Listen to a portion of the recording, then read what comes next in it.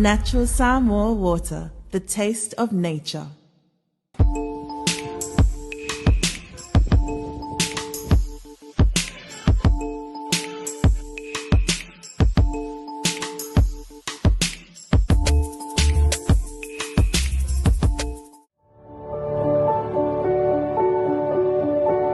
Unwind your busy day with a cup of royal tea. Royal tea, complete satisfaction with every sip.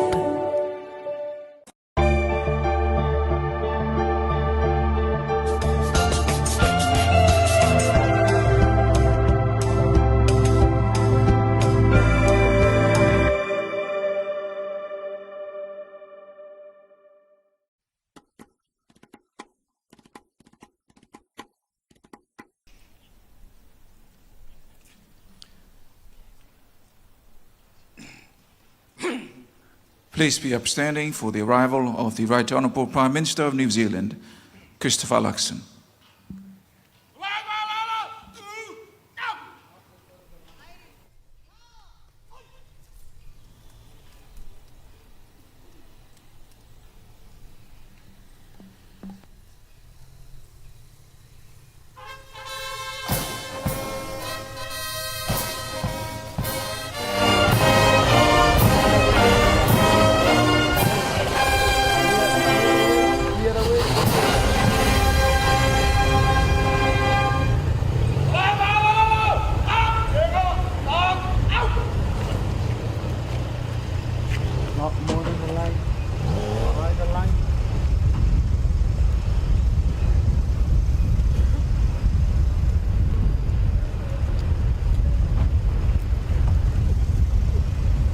Clear the road, please.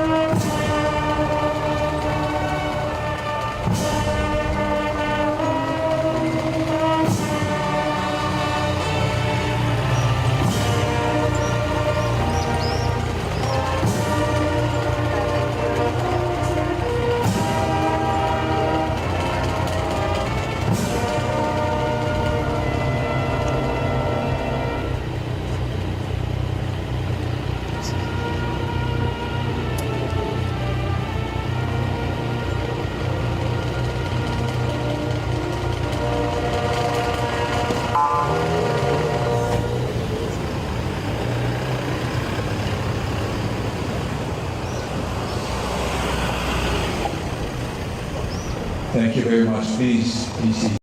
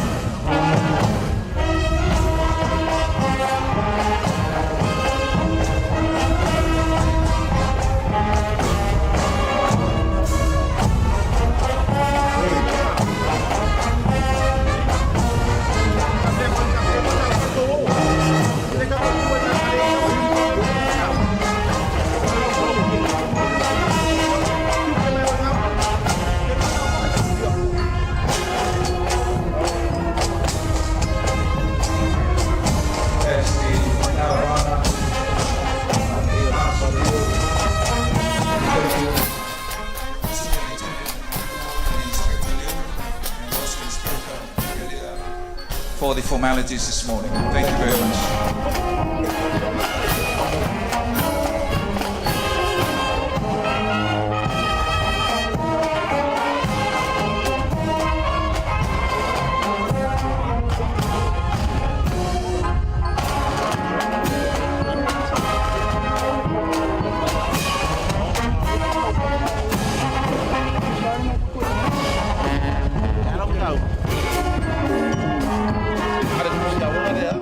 Right Honourable Prime Minister of New Zealand will be crowned, bestowed with the chiefly title, is now making his way to the fields,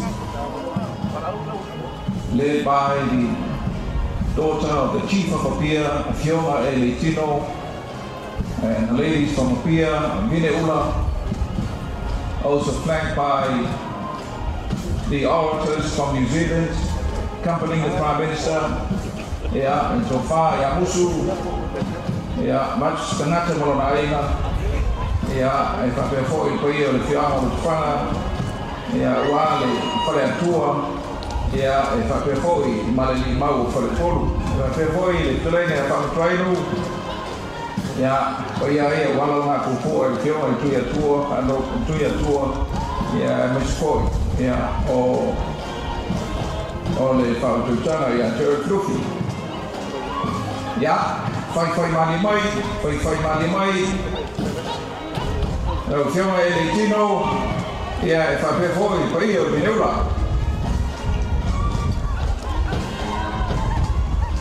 Nome, au whasi lau, mai se sau kakapare pia. Fai mani mai Ele'ele, o le lea. Pai o le whionga e pia o le whau, e le wharetolu ma le pai le melepa.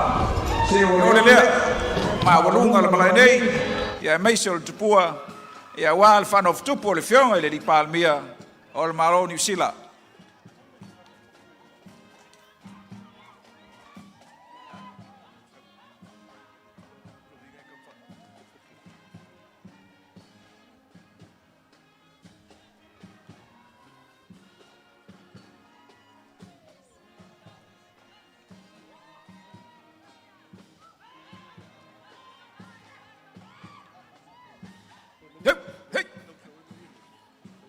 Ole lea, sau nanga le whionga e Ele'ele, ia ma le pai o le Mineula.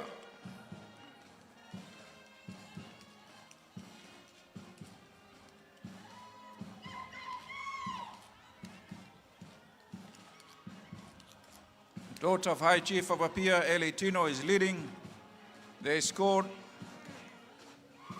to the fields for the bestowal of the chiefly title to His Excellency, the Right Honourable Prime Minister of New Zealand, also accompanied by the ladies from Apia, le mamalu malpai o Mineula, foi tatu fai le leo. Se manie, fai le mu, sau nanga, na whionga Ele'ele. And also the Prime Minister of the Independent State of Samoa, Honorable Laaulialemalietoa, Talo Falava, and welcome to this auspicious cultural ceremony for the bestowal of the chiefly title to you, Mr. Prime Minister, by the village of Apia, whom by virtue of our traditions, these crowns belong to. We will commence this occasion with our thanksgiving and the placing of this title bestowal by Reverend Fatafa, Reverend Latu, and the members of the clergy from the village of Apia. This will be followed by the cultural formalities for the bestowal of the title and the Ava Ceremony. At the conclusion of the bestowal, a traditional presentation of the Ssmoa Fatamali in honor of your visit to our shores, Honorable Prime Minister of New Zealand, to be led by the orators of the village of Apia. May I now invite Reverend Fatafa and Latu to lead us in our service.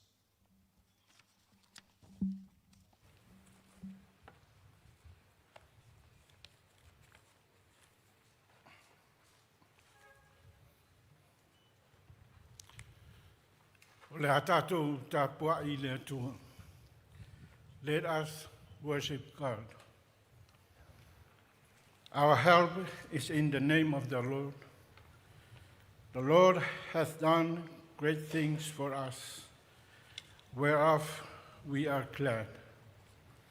O give thanks unto the Lord, for he is good, for his mercy endureth forever. Amen. Let us sing to the praise of God, hymn number 180 from the Congregational Christian Church of Samoa hymn book. Se lauvalus fulul pese o la tatu pese ai. Ele'ele mea umaua Yesu.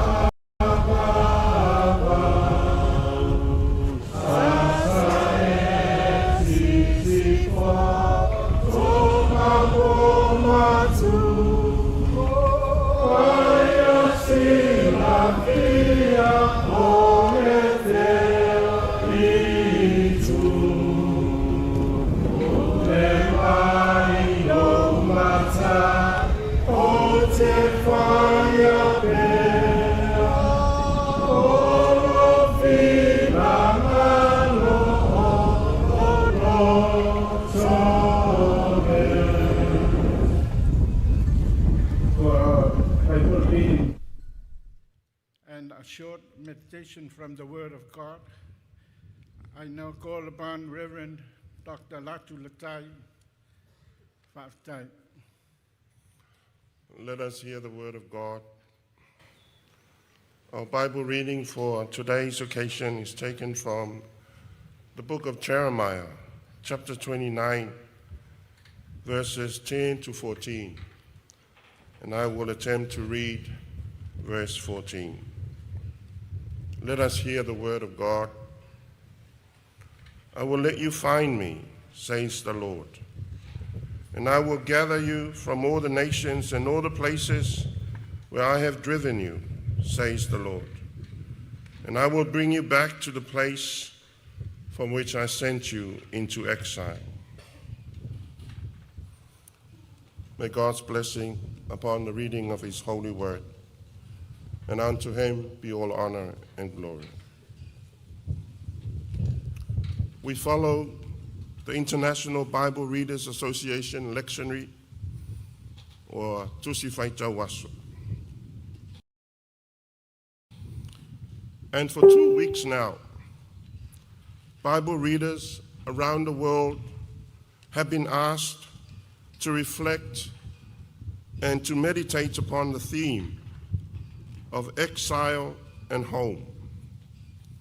Laaulialemalietoa. The importance of home.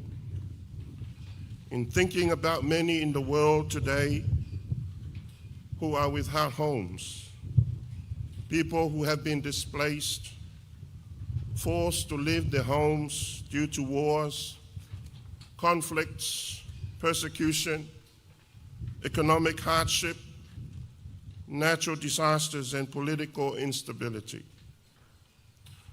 We think of many refugees, families trying to cross borders in search of security and safety for a better life. People displaced because of the many existential threats that are affecting our world. And we also reflect on how increasingly the search for home is faced with resistance based on fear, intolerance, and the lack of humanity.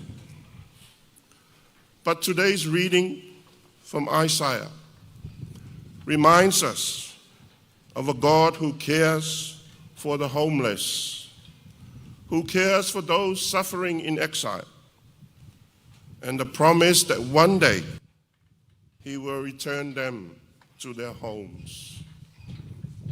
This morning, on this auspicious and special occasion, reminds us of our forefathers and our foremothers who left our homes, our islands, in search of better opportunities in Aotearoa and in other foreign places. And now, Aotearoa has become our second home, and Auckland, our biggest city, and the All Blacks, our second national rugby team. And so history has brought us to this moment. It wasn't always smooth sailing. There were times when we didn't feel at home. But this morning, with the bestowal of this chiefly title on your Honourable Prime Minister Christopher Luxon, it's a celebration of the special friendship our countries have forged over these many years. And as we think of all the people displaced, homeless, in exile, in search of a home, in an increasingly volatile world, we give thanks to God for the gift of sharing, not just of our homes, but of our values, our cultures, and our traditions that we witness here today. May God bless you, your Honourable Prime Minister, Leuatea, Tuisinavemauluomotootua. May God bless the people of New Zealand, and may God bless our leaders and the people of Samoa. And in the name of the Father, and the Son, and of the Holy Spirit, Amen.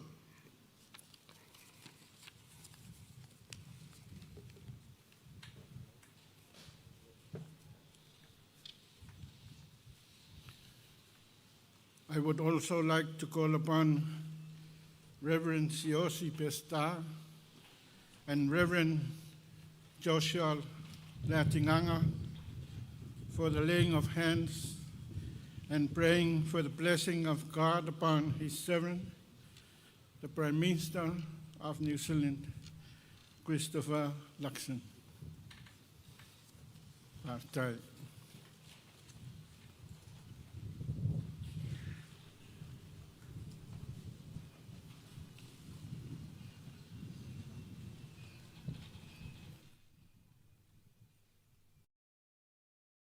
Father, we come before your presence and the throne of mercy and grace to uplift it, His Highness, Honorable Christopher Luxon. This morning, whom we will bestow the High Chief title of Tuisinavemauluomotootua this morning. Father God, we pray for your blessing on this day. We pray to grant the wisdom of Solomon so that he will lead with wisdom and also to solve conflicts and differences.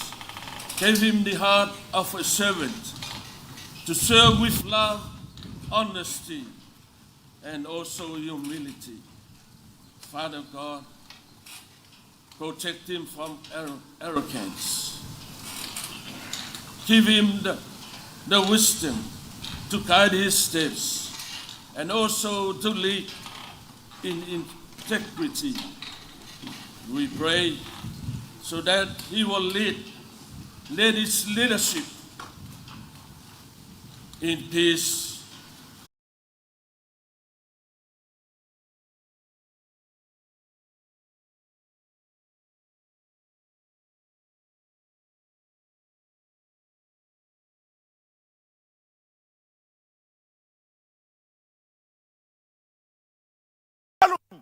Kau asa mamulvai, malmala sa ngau ka vai, mga kai vai.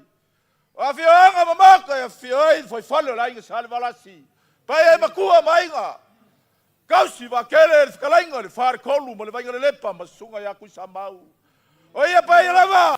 E maka fusi mafua kangu sai pai singave bol makokua. Awa inga lua mafua kulo le fale vai maunga. Le vai fa mai.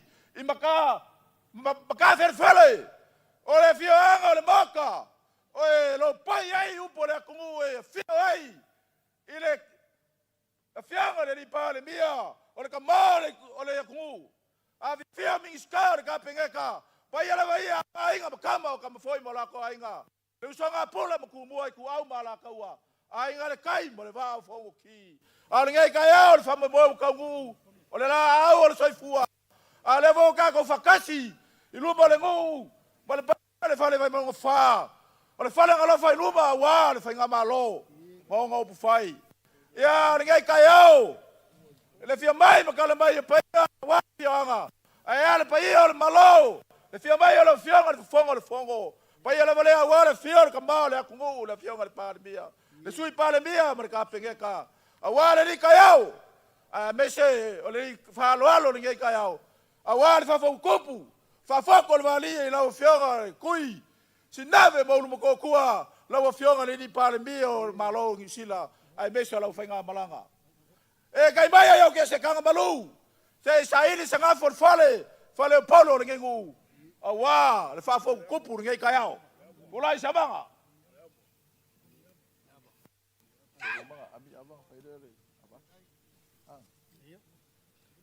Lauli. Ami la vaipu. Wa la fianga. Le kai le malo le kamale le kungu le fianga le palmia. Le fianga le lauli le marikoa. Fa makusenga.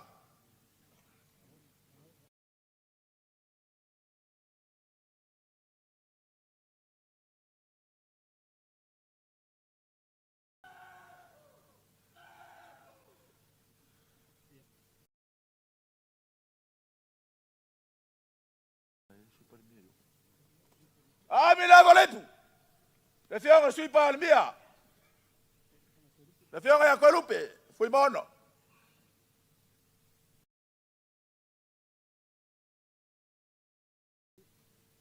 Tau ngi vai de sianga fungo fica lá.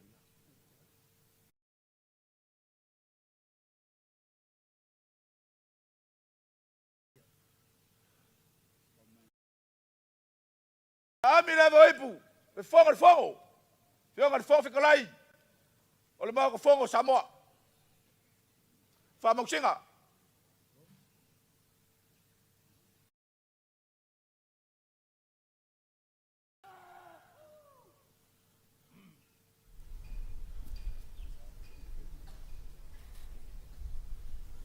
Ami le voipu.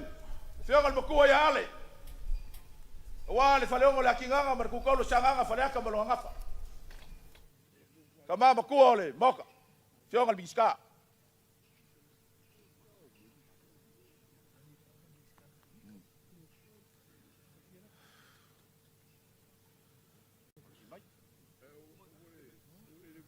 Ami ava ipo wa. A fionga biska ole. Kapingeka.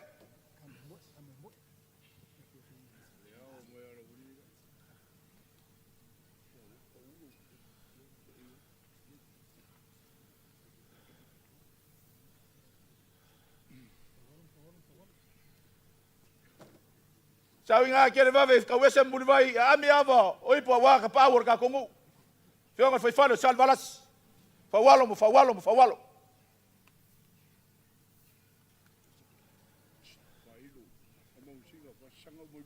Apa kasia. Iya.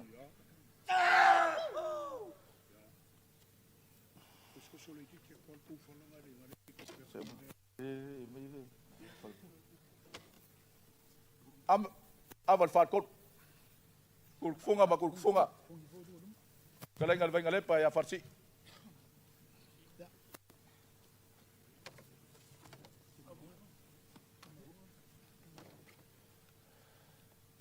amila ipole siongar kai fongo ka ko fong fa vai pele o ka ko loko vai mo fa mesole la wa fongo kai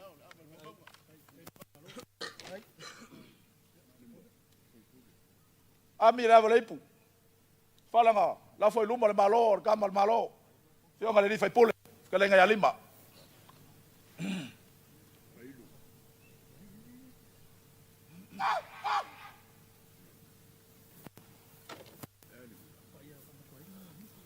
Sunga fa makwaingu. La kalenga musu. Se kemi onga mau kuaku lea o se kau mafainga. Wale li kayao. Bele usufa lalo. Leo kapenga inga ka kongungi. Le avaki. Awale ava fakupu awale. Fa fokole. Va ali mal fa fokupu le fionga le. Ngo forge kayao. Le la kam faya kwai laudi mala manga. Lima. Malo kalai. Na popuele o te kuni o wale. Maka waku o kaukupu. Kayao balasu. Nga kulea. Lauli mala manga. Oira soi. No, ile kumu maua. Tuakiana mati. Hako nabe kukua. Mambali mori bai. Makanyi ala lua. Awara fa pakku ole bako. Dabanga. Abaya.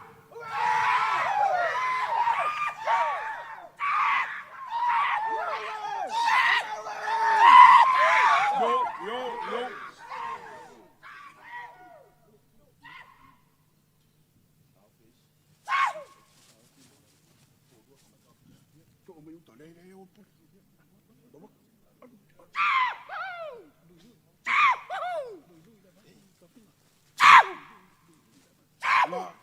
Nga, toto. Pai wanga mai au iyo. Ia ka ngomboku ro i. Ia. Alo.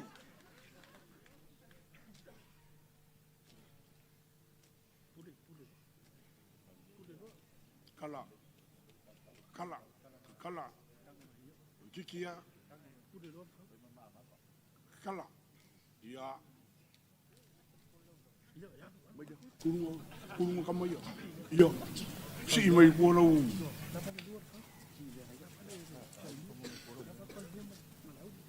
Tau nena. Kangol kumasi. Kangol tu. Kangol.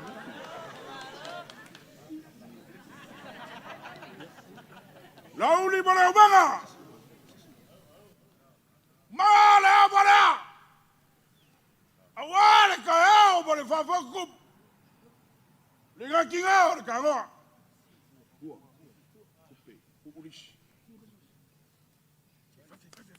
Yoi. Kala la kajira. Abara gapo. La piaga. Koyo tigabe bauru bukagua. Kawa ole shego. Kupi. Kala tira kajira. La piaga ni para mí o le balo chama.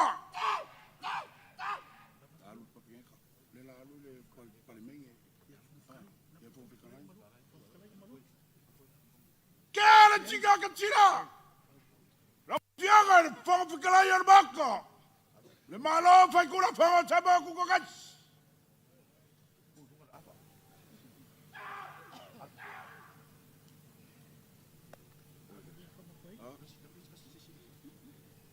Kamu di siapa? Iya. Akala kachira. Baya ba walugo miska basole fainga balaga babanu. Malo giusira. Baik. Baik.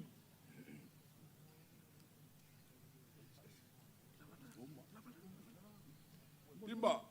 Kalau mau kuaku, pamoy le cho.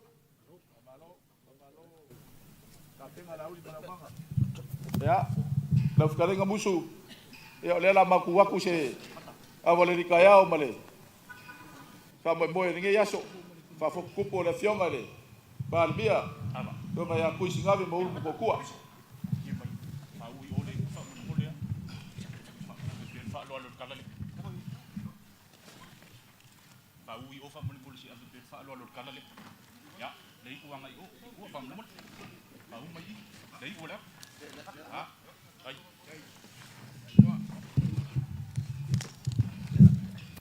Đâu đó.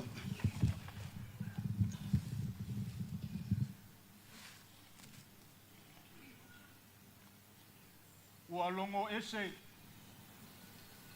Ai longo whekelainga ese fau ilo kāku kai au e peo le ngoa ipua ko malakai mai ki kausa. Inga wawala au whaakasi le ngoa ipua whaualo le ngā ki kausa. E leo se kaua o lupe vao e peo le ngoa ipua se umangukafa ngai ki kausa.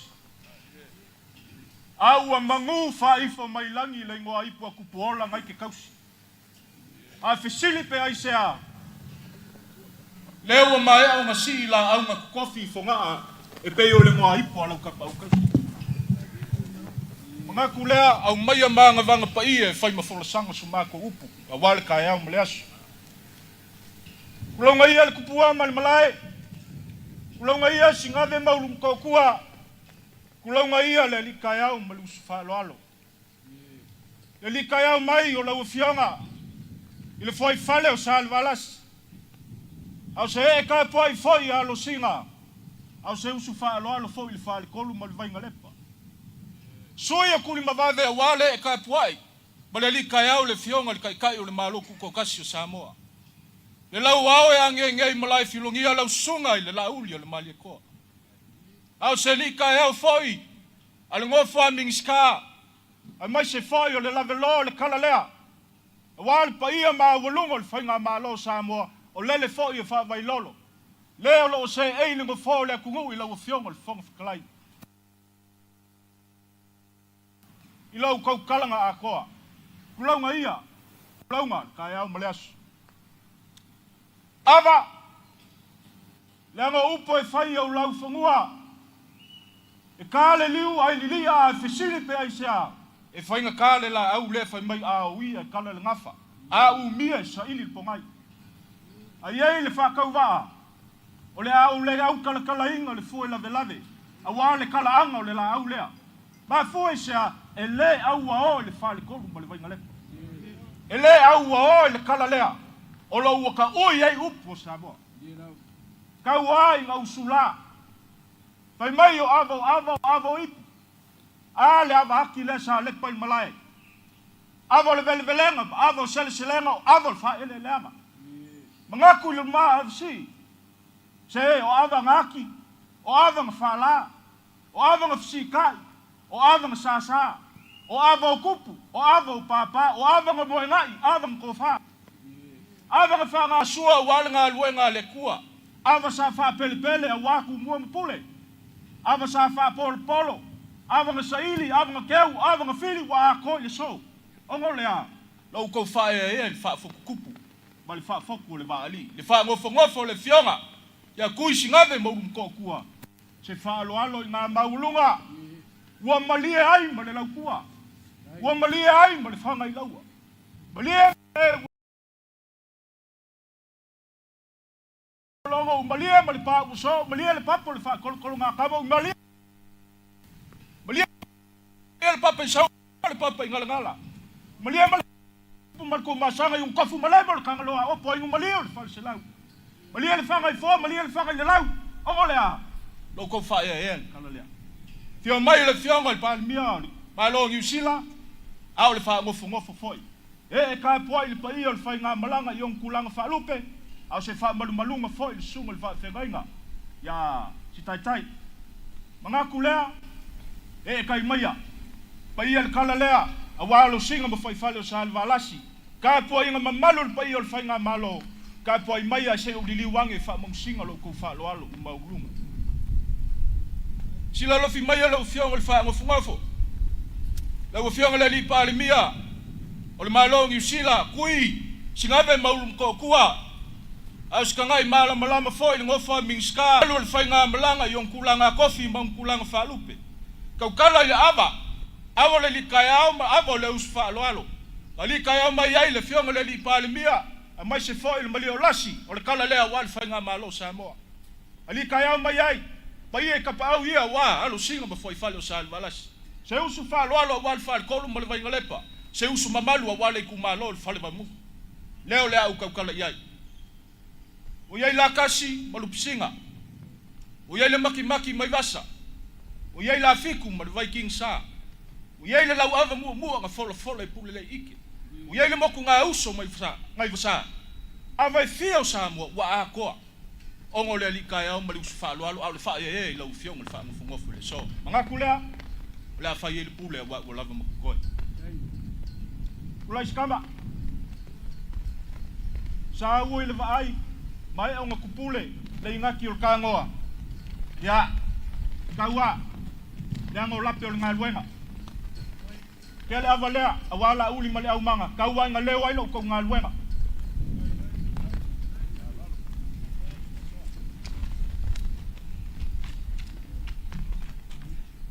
E mua me mka usa. Le ava le langi.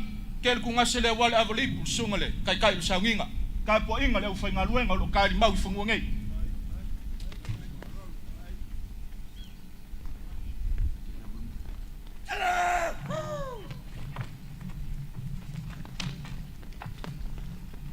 Ngase wale avalipu ile fionga ya Tuisinavemauluomotootua vange foile kofi mio malo New Zealand.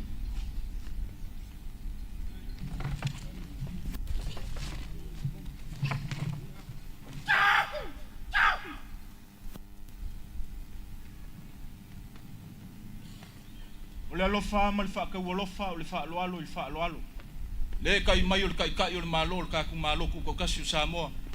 Ya, lau sunga Laaulialemalietoa, avolipu.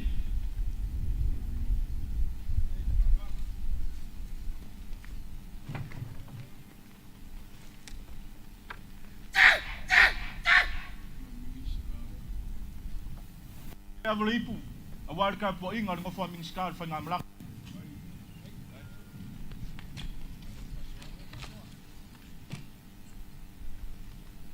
Avolipu. Warka po inga kapau lele lo e mai le fionga ia savai.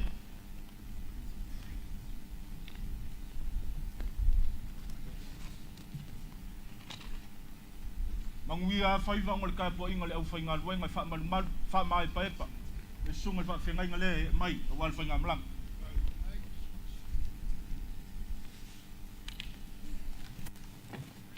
e nga vaku selangonga kai mi usola le ma mai ma ku mai kau mal va ai le o se e ling fo le ku lo fiong al fong fklai avolipu wale mai o lo fiong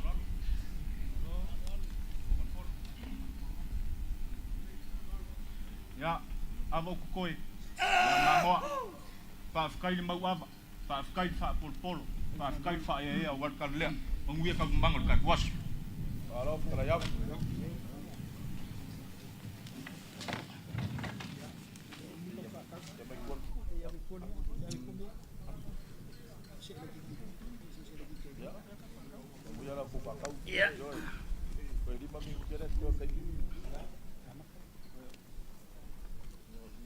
le wo manga ko le nyu le kwa oi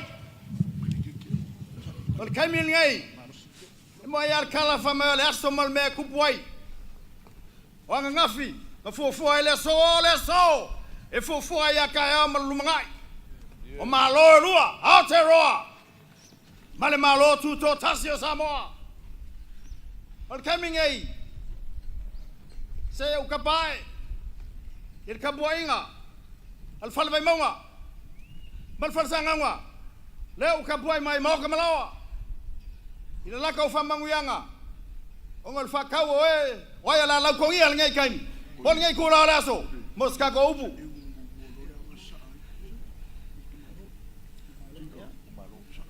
o ke le liwaku le ku malo vai monga fa le alu lo al fa ka o al fa ko lu mal vai ngalepa pe ale ai le ko fa manguyanga kai ku le fuga la fklai nga fa alwalu le ngai ka au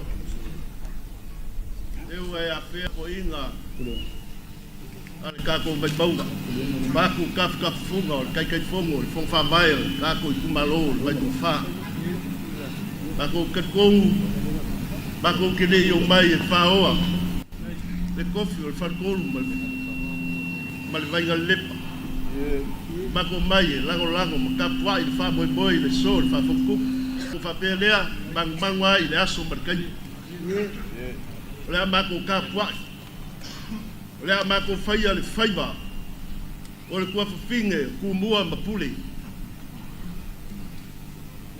o le usi o le usi o le kangai e fa pe foi nge yaso mal fa boy ba ko fa pelea ya le ai lele ole a lele la fa lele kifa ile mwanga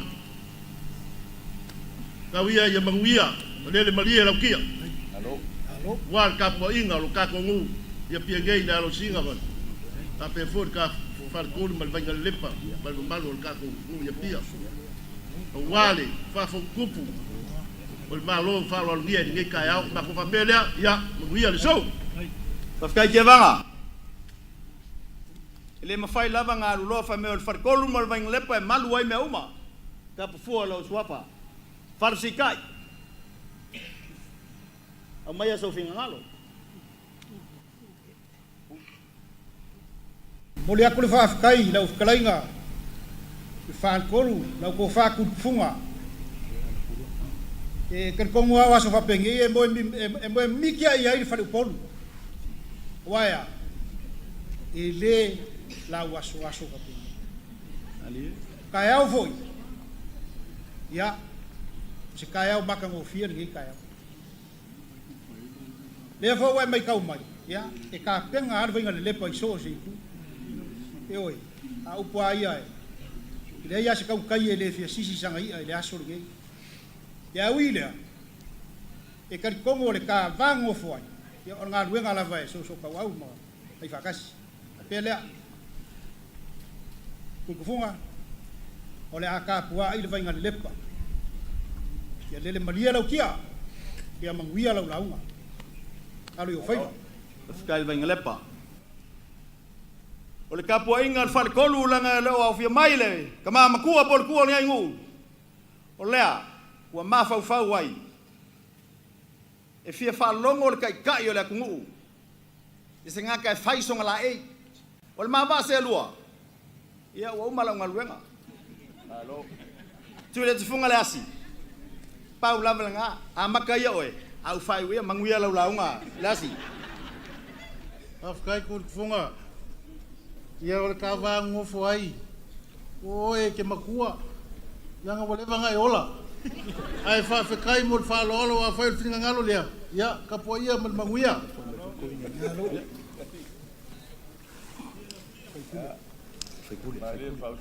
Ya, ele I alu lole makousa. Awa nga fiaku.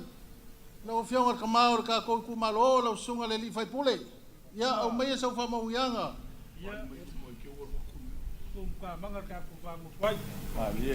Kai o mangkof. Kai. Ya. Manguia lo sunga ka ulanga ngi kayau. Ya fa kai o la pule lea. Ya ele ya lu lole makousa fa falu polu. E awa ako mako wafe aku kala lea. Il pai o alo singa mal foi falo salvalasi makua mainga.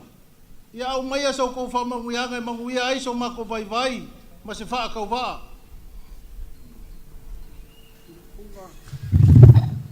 Wala. Ya.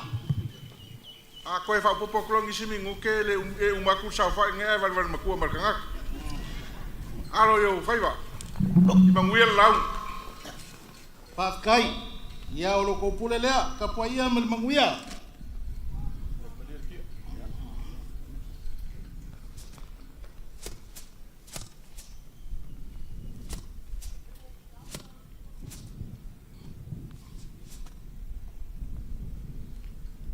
O lea sa kai lalo ngei la ia, o lea inga sa saumangi si maloa malwhakau pa ia.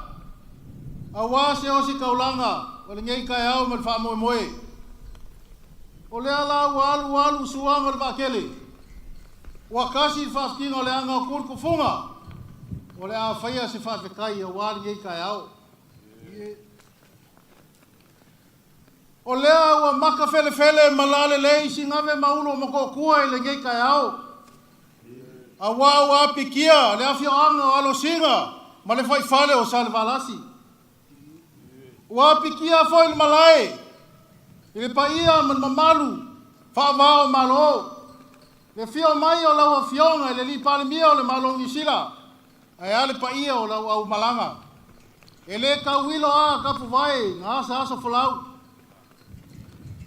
wa pikia foi kupua awa o le wa fio o paia ma o lungo ka ko fainga malo le fio la fionga le li pale mia la ususonga le Laaulialemalietoa a fio la o fionga e fofonga le moka ma le paia o le maave ese o le whainga malo Samoa a o se kapua inga foi le au mamalu o le malo kuko kasi o Samoa le a fionga le kuia anga kui malele fango o lea la ua sue fue ngele kai a wau o ku sam whainga o paia ma mamalu sau kua fafafa o Samoa o paia fa le malo o pa ia fale akungu o Samoa le akungu kofi o lo kapu mai a o se kapu inga foi o le pa ia le o si kaulanga i so se whaka whai kaulanga e fia o Samoa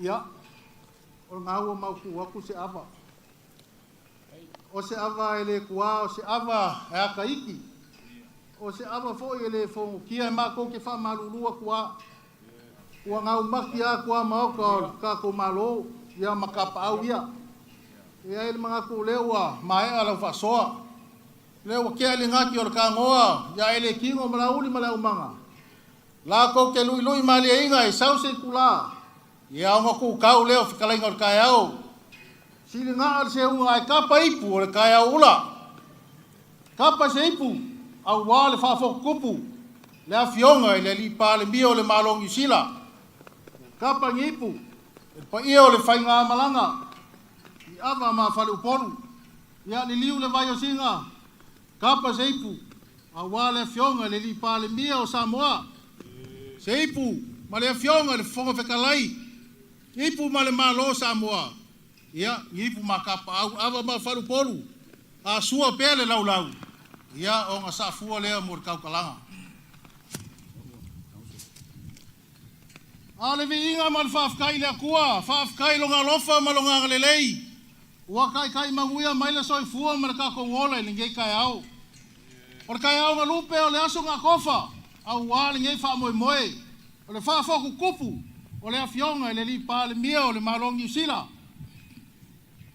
Whawhekai lea kuae, fi ia lo lofa I malo wanga lelei. Whawhekai foi le malo Samoa, mo le whako kuanga, wa whaakiro ai e alo singa mo sale malasi, le ngei wha moe moe ka ua. E ui ai kai au e fia o Samoa. Ale kai au ngei e afua mai kai au kala lelei. O le kai au a kasi ai whako whala inga, ila fio anga o alo singa ma whale o salvalasi. Pe pai e makua, ma inga, ma manu whale kolu ma le vanga le lepa ma upu ya kui sa mau. O le a ko se maku pala pala, o le malongi sila. A wala nga whaku ainga kausi sa whawhai lele mai ai a Samoa, mai le mau kausanga I kele. A fua mai ai le kasi iwa kasi wha, se ia o mai kasi iwa o ngolua le kuko kasi Samoa. O nga whapea leo se upu a kurkufunga. Laua fionga, Christopher Luxon. Ia po lau fionga ke le sofe la kisonge. Ia ko mai langi lau pale fuiongo au walo whakukupu. Moli aku ele faku ma le angango ele kingo lo kui veve. Nau fionga ele li pale mia o New Zealand. Wa a ko li o le masinga au walo whakukupu. Ole a Ssmoa ya Tuisinavemauluomotootua. O lau wharanginga, a whio mai lau a whionga Tuisinavemauluomotootua. O lau ngoa ipu, au mai a pikia wakasi. A eko ai kaungu I malai ngei, e moli mai oe.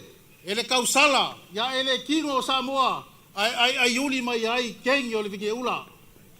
Ya, ose, upu whamanguia wal whapokupu li ngai kai au. Laua fionga, Tuisinavemauluomotootua. Se sa e moe ala whamakua mai po, e pui a Samoa, e a fua mai ai le kaua mua le lalulangi. Ia ma e, kausi a Samoa, se ia o mai hanga ua kuko kasi, ile kasi iwa o ngolua. Se wale ole lea, whawhekai lau kiki whai kama ia Samoa. O le mako kakalo, ia whaanganga inga oe le kua whekalai. O le kua mangaku, o le kua o Isalabo, ia kopo, mai sa ako, o le kua whai ngā o Samoa. Ia, avea oe mamaso ama e whawhaku mapoe. A wafu fai o malo, mo se manguia alu iluma, o le whala se lua o Samoa ma o ke loa. E ale ku lava. Ia, ua o le iku lae, ka papa ele ngalu. Ia e siva keme, le pia, I le afio anga o pia. Ia mangu ke le inga lo kulai mai, lau a fionga, Tuisinavemauluomotootua. Ia, kako walo le angkongu. Wa mai vai e somari ava e la lofa maleanga lelei o le kua soifua E ngā mana E ngā reo E ngā kangakitanga maha Tēnā koutou katoa. This is the day that the Lord has made, so we can all be glad in it. Your Honourable Luxon, Prime Minister of New Zealand, distinguished members of your delegation, welcome to the independent state of Samoa. Welcome to Apia, the village you will be proud of. Today, we receive you with great honor and heartfelt respect from the man himself and the people of Samoa. Honorable Prime Minister, Laaulialemalietoa Leuatea, Fosi Schmidt.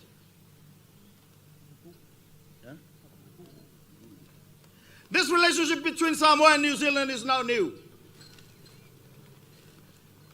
It is a relationship shaped by history, strengthened through partnership, and bound together by family ties and shared communities. Many Samoans live and serve in New Zealand. Many New Zealanders live and work in Samoa. Our connection is therefore not only diplomatic, it is deeply personal. Respect in Samoan culture, the Ava Ceremony represents respect, peace, and the formal acknowledgement of an honored guest. It is more than the sharing of traditional drink. It is a sacred cultural practice that symbolizes hospitality. Truly, in the commitment, uphold harmonious relationship. When the Ava Cup is presented, it signifies that you are formally welcome. Honorable Prime Minister Luxon, we receive you and your delegation with great honor. May the bond between our nations continue to grow in trust, cooperation, and enduring relationship. We trust our visa request for all the Pacific Islands and granted upon faith from your administration. Tuisinavemauluomotootua, this is your time. Manuia lo tulai mai. In other words, water is bitter and Ava is sweeter. In the name of the Lord, Amen.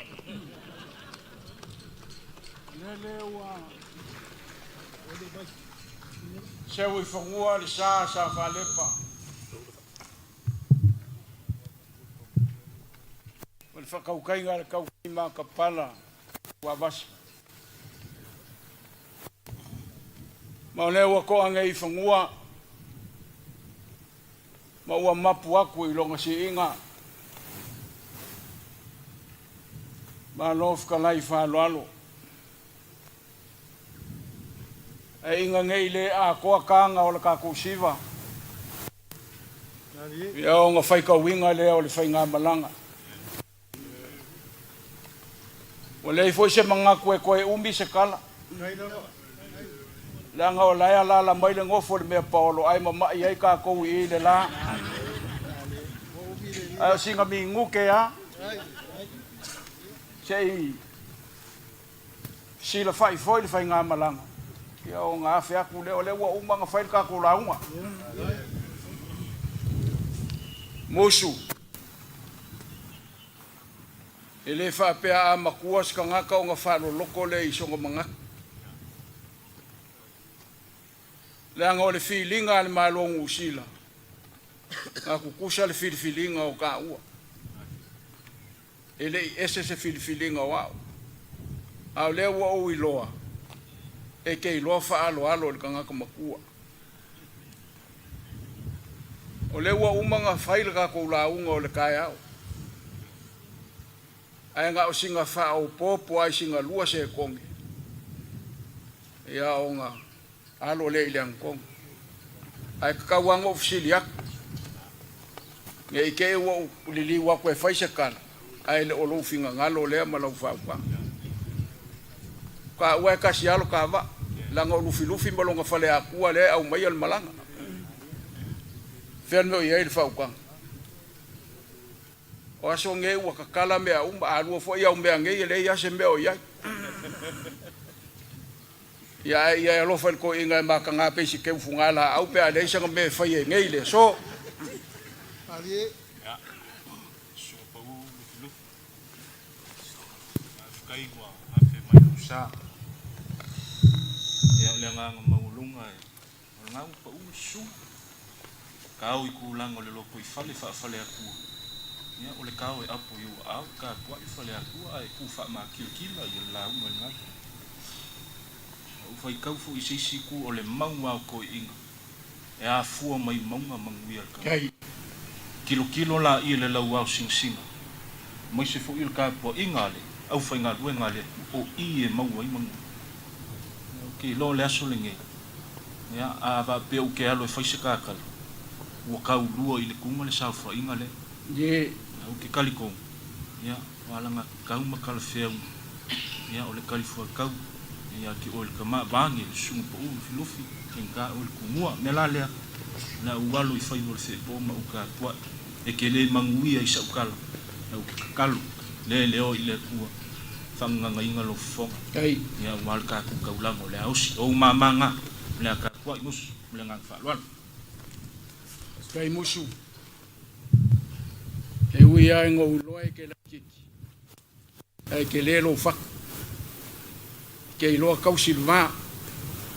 Pa wale al me ke ai. Te a whai ke le o whaase e al ko inga. Ai sa wia inga ka puai. Ai o le au kaum whai e whai se kakana. Ai au mai lau launga. O ke whaonga inga. Ai fue.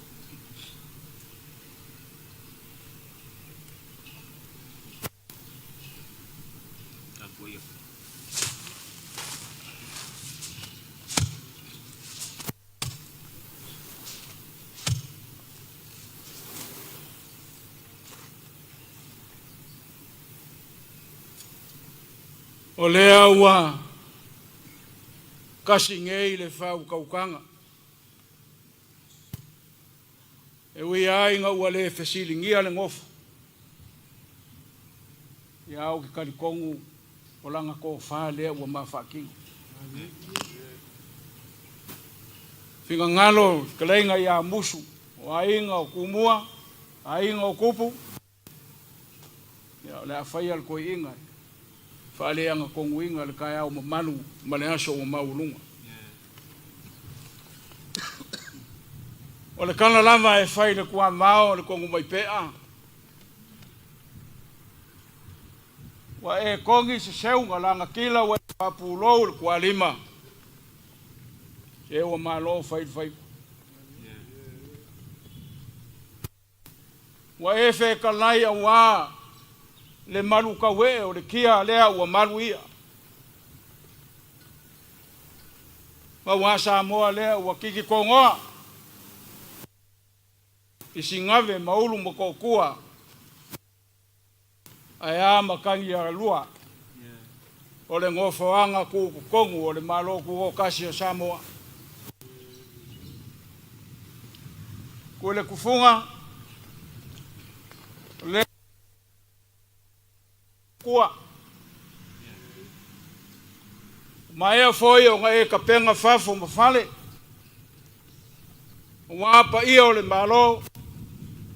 O wale pa ia o Samoa. Ai pa ia o le afioanga. Ko le kufunga. O le akase e lua i lo sa. Pa wa o lea. O lau whakupu ma lau whakamari. O lau kali nu mawhare a wale a whio mai. Le whionga le li pa le mia o le malongu sila. Pa ia o le whainga malanga i whionga mingi ska. Ma ka ngā luenga i whia o le whainga malongo. Whawhika i kele. E whau a mai au ngai ka penga. Kulanga uma o le ka kongu ngofo ma le fisanga inga. Au maira ngai whai mo ka ue le so. O lau whakupu, whakalai ai mu. Lea ua whai ai le ngaki o le ka ngoa le au manga o ko whinga. E lui foi e le kausala le whaia le kingo. A ma ea le lako ngā luenga pa ia. Whailo leo le ka au. Ka pa ipo. Ka wasu ava. Ya kapa ia se ipu. Wafionga le ni pandemia ya Laaulialemalietoa. Kapa se ipu wale sau whainga o fionga ya li mingiska. Kapa se ipu wale fionga le fong whakalai. O lang fua kukasi o le palimenge Samoa. Kapa se ipu wau kapa awia. Fale kolu malvainga lepa e ui ai nga lengo foia lengo foa fionga ila lo singa langa e ka ngafa kamba langa ukupu ka pasaipu wa foi fale o la ainga salbaras ka mafa se ava mal fale kolu malvainga lepa ama e ala ngai kuol malai o nga le liu mai leo alo le lupe le kuol malai Kapa se ipu wale fionga le ngofo. Le fionga le Tuisinavemauluomotootua. O lo pale ua ko ao, ma lo Ssmoa. Lau halo ma lau kupu. Kapa se ipu wami isikao le whainga malanga ma le whainga malo. Ka umafa se ava awal malanga. A Yesu swa lofi koe. Maria le whaasoa ma vai lua ma le angai ava. O ke whai masui o le malanga mai au te aroa. O ke momoli aku le whawhikai le fio. E le kaunga o fia lau kofi ngā mai e kua. Ma mai a le ka mai yongu furu. Le ua ko ao lo Ssmoa. Wa e wha e pāni mia o le malongu sila. O ai ngā mangaku. O ai ngā I ilu. O le asi I le whale o aso mua le maunga. E whai ngā kā o ngā eve ese se vaenga o lau kofi. E whai ngā kā o ngā o ia o mea singa. Ma lou whasingo manga o whai ngā o fia o lea. E ke māsangi le whai mea siri a wale a kua. Mongi ane whai kaua le ngā kai whale. Alo singa mo whai whale, whai kolu, ma le vainga lepa. Wa mangu a le kifa o lou mo mo I mea siri. Wa e whakawhao foi fi ngoko le mo ngauri. O ngoro sa ili malo. Le so, lau pule lea. O kalia ma, sa paia wha kua Ele'ele le fionga le li pāri mia. Ma le malongu si. Lau whalo alo ua kaukupu. Ua kaukupu. Ua kaukupu. Ma le whano alo. Ua kaukamali. Le ai se mea au a oa I le kua. Le fioanga. Se vaenga o kofi wa koe sea. E whao popo I le kua. Pe ke wha ngao. O le wha kumu le ngā le kua. Wa le ai se mea le mwhaia. E le kua. Mo le au wha kua. O wha kai leo sa mako leo. O le kufunga nge e mangaku wa u le. Pa maongi laukala, pa wale o le mea ngawhia o ia se kala al malanga. Au kali lumba whale ala le angkongu, ma lau whalo alo, e ala I lau mea singa ua kohao le so, o ngolo mangaku le fionga I pāni mia, malanga mai Samoa. Ia ku ilumo le akua o kako whamoe moe, ai se ia ukalangoa I le pāni mia, kau iai, a o fia le aso a mai uman mea le ko ke manga wai ko ke foi o ai sei ba o yo ngo foi mai lo se fai unga mo ko mangui ol ka ko waso ka ko walo le kongu mai vai ma ava ai sua malia I le rofa o le kua ia ku era fa fo se le ol fo se ga ka wala fa kupu ma fa ko le fa ya ku Ssmoa. Ele pai ele fele au balanga wa fio mai makala mai ao. Ke na mai ke na ko to ere mai. Le la wa I fangua nga luenga sa fikai ku ngai la ole male au manga. Sa ma ko sai dia se lau. Le o ma ko a mia lau ka mu ko fe nga lo fisai le ku mangua male kai lu ngale basa. Ma wa ile kai sama.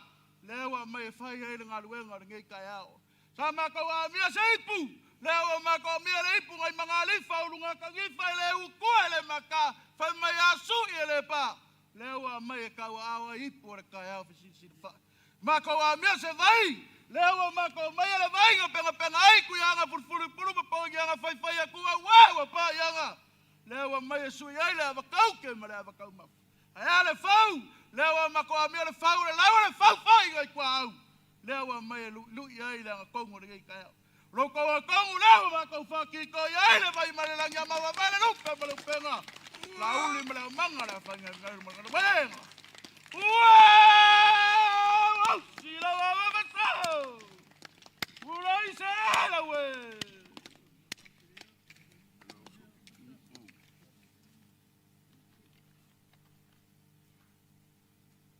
Amaya! Abigia wakasi!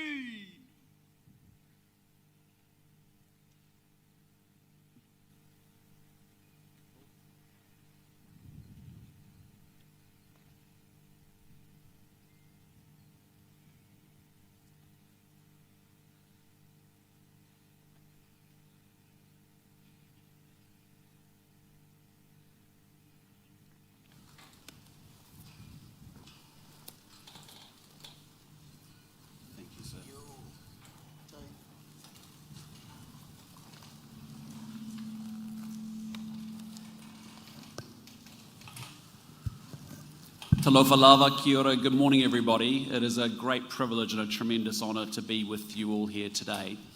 Can I say to you, Mr Prime Minister, thank you to you and to all of your government and to all of the people of Samoa for the very warm welcome that you have extended to me and my delegation. Can I say to the great people of Apia Village, thank you for this great honour. We are now connected forever. And I just want to say the honour itself represents I think the honour itself represents the very special bond between our two great countries of Samoa and New Zealand. As has been alluded to in the speeches today, it is not just a relationship, we are family. And we are very, very proud of this relationship and this family. Can I tell you, we are also incredibly proud of our Samoan Kiwis who have come to New Zealand, have worked incredibly hard, achieved and contributed so much to our great country, and have enriched it and made it much, much better. And I know for all of us and for the Prime Minister and myself and our governments, we are determined to continue to build on the great relationship we have today, to make it even better, to take it to even greater heights. So again, can I say thank you very much for this great honour. It's a tremendous privilege and I very much appreciate it. Manuia.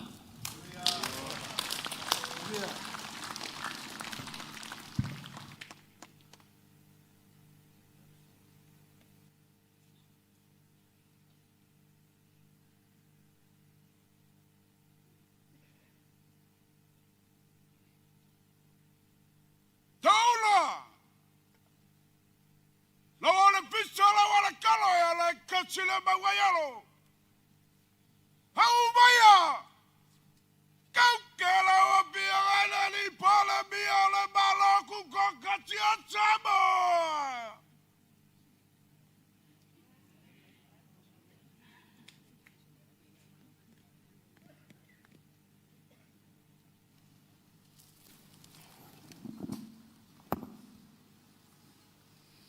Tai Laaulialemalietoa.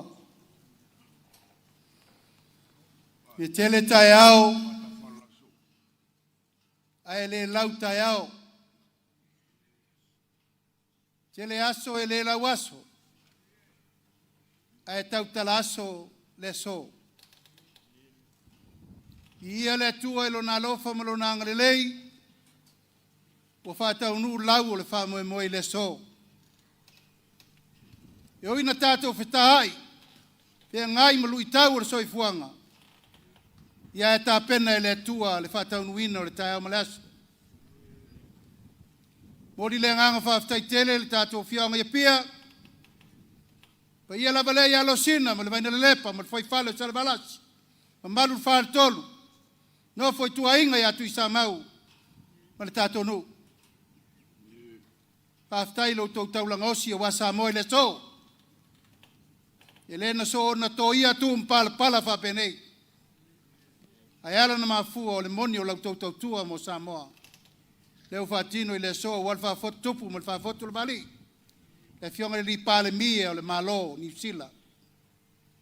Tionga ya Tuisinavemauluomotootua. Honorable Prime Minister, Tuisinavemauluomotootua, you have said it all. We are no longer friends. We are family. and families are forever. Politics can end tomorrow, but families goes out beyond the grave. And that's how Samoa consider New Zealand and Samoa relationship. We are here with great honor, respect, to receive you in Samoan's hands as we consider New Zealand as our home as well. So on behalf of every Samoa in Samoa and in the world, including New Zealand, we bless you and we remember you and your government in prayers. Thank you for coming once again. Soifu manuia fa manuia le tua. Ia manuia le tātou tae amalas.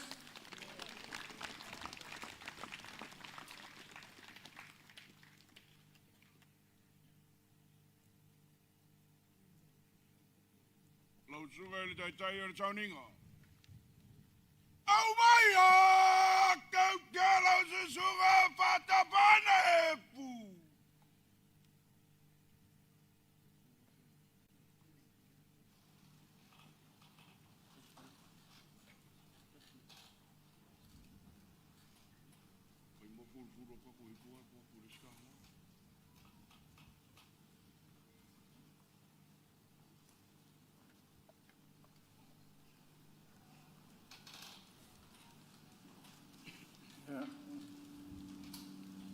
Leuatea le tua.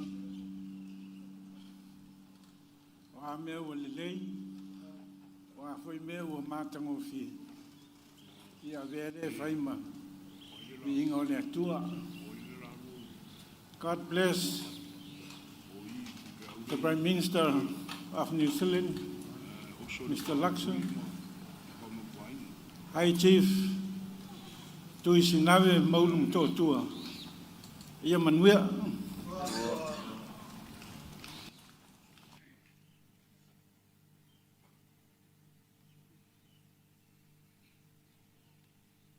Reverend Wetaita tau moe peau kina hoi vei kune. Au mai a kau kērau tutunga Wetaita.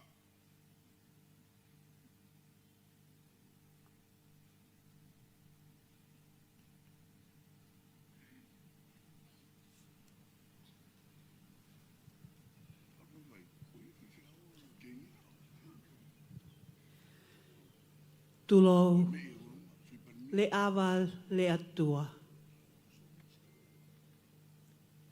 Malo pule whawhetai alofa. Tatalo ia manuia Samoa, ia manuia New Zealand. Ke whakamonu ia mai e si hova mo whai tāpu e kina. Ai wā whakawhamiri. Ai wā whakatau te hina, ai wā whengāwe aki, mo whetauhi aki, o Haamoa mo Nuusila. I he huawha e tamai, mo e alo, mo e laumari e maoni oni, e meni.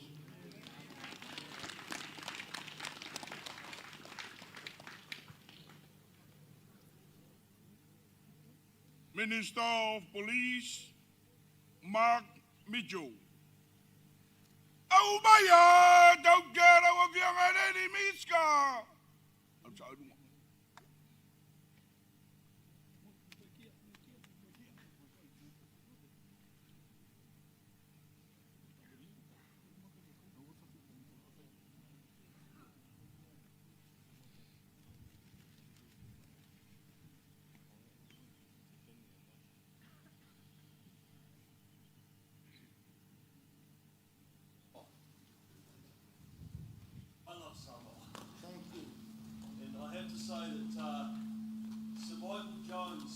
Capture it perfectly this morning, the essence of the relationship when he said he is a son of New Zealand and he is a son of Samoa. And we are family. Well said. I don't know.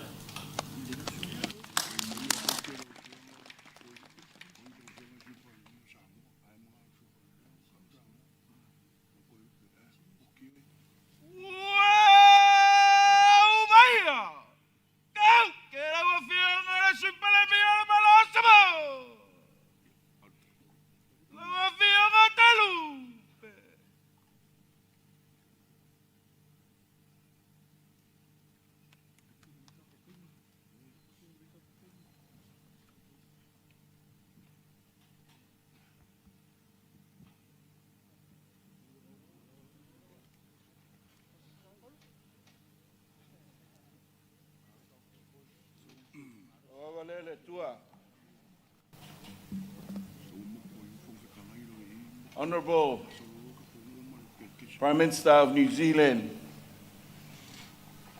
Tuisinavemauluomotootua Christopher Luxon, we thank you. And may this celebration further strengthen our partnerships between our two nations, build on history, respect, and for the betterment and prosperity of our people. Matai. So forth. Minister of Pacific Peoples, Shane Reggie. Oh my God, go kill our Jews who are Shane Reggie.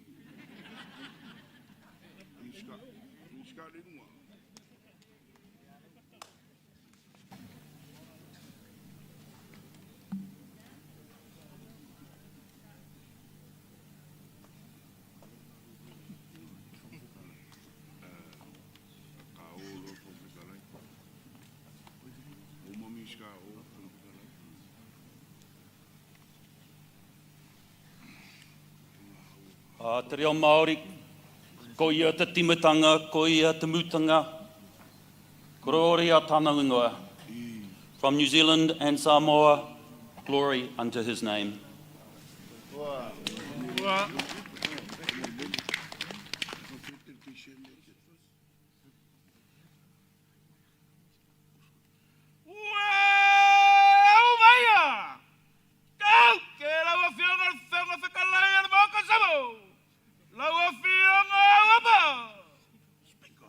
Speaker of the House of Parliament.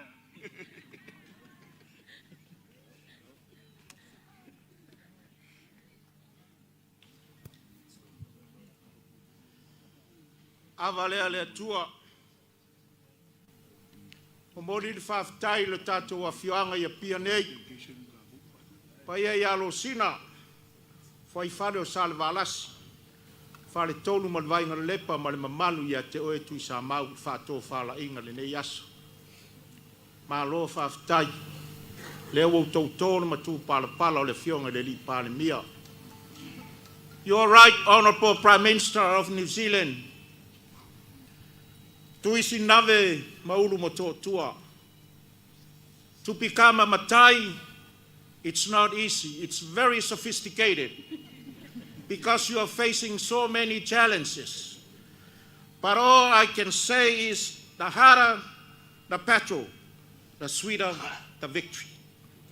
God bless your Honourable Prime Minister and dedications from New Zealand for your future endeavours. Manuia. Member of Parliament, Tim Van der Molen. Avarega Chunga Tim Van der Molen.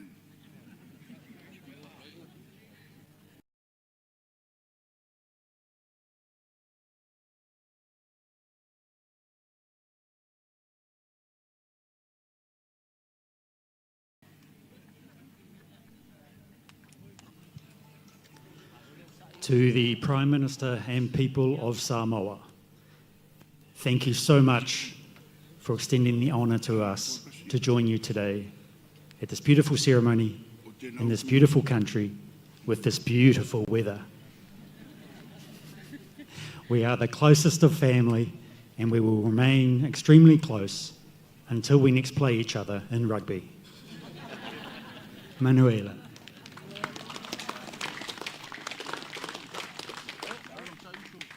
Member of Parliament, Tenau Tuyono. And wait. Go get over here, Tenau Tuyono.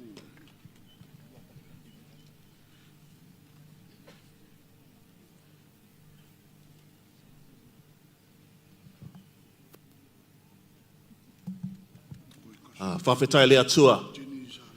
Whakataka te hau ki te uru, whakataka te hau ki te tonga, kia mākina kina ki uta, kia mātaratara ki tai, e hiaki ana te atakura, he tio, he huka, he hauhu, ti he mauri ora. Tēnei te mihi atu kia koutou, e rarau mai ki raro te tuanui o te aroha. E mihi mai oha tēnei kia koutou, I arike mai a mātou I tēnei rā, e te kāwanatanga, e te peremia, tēnā koutou. E ngā rangatira nā Matai o Āpia, tēnā koutou, haumie, huie, tai ki e. God bless Samoa. Manuia. Member of Parliament, Han Jenny Salesa. Jenny Salesa.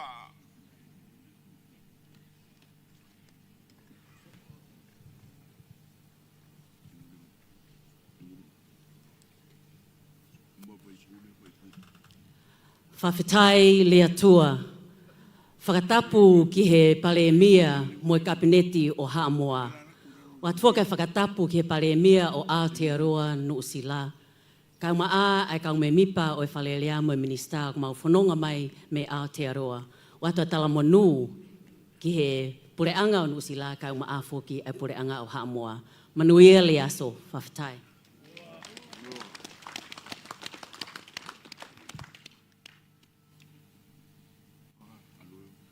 Honorable Lima Graham Laaulialemalietoa. Lima kali la wala kumansalela.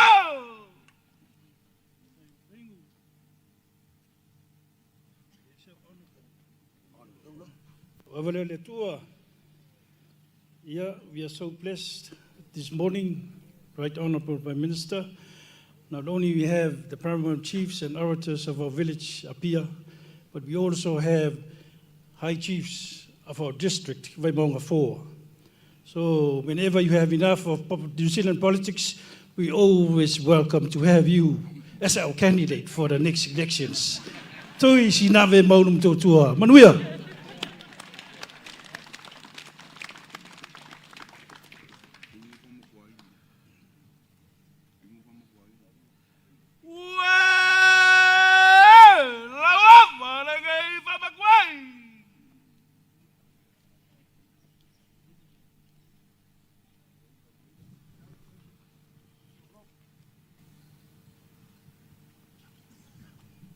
Ia le Ele'ele. Fesila fai malo e lua I le alofa. Fa paolo mai o ao le fa moe moe.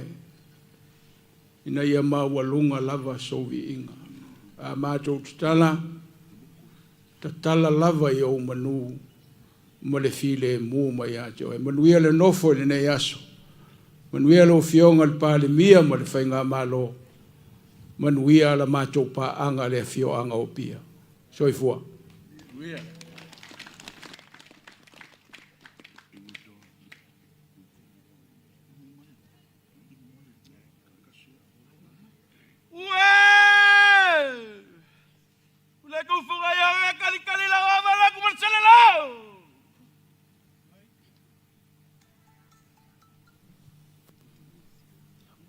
Ele'ele.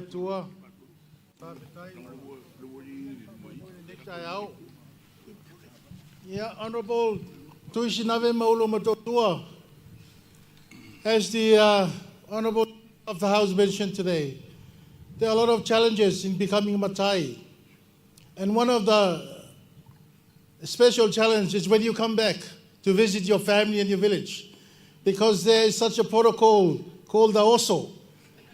And I'm sure Famatuainu will describe and will explain that to you. God bless you. Manguia lo tulai mai. Soifua.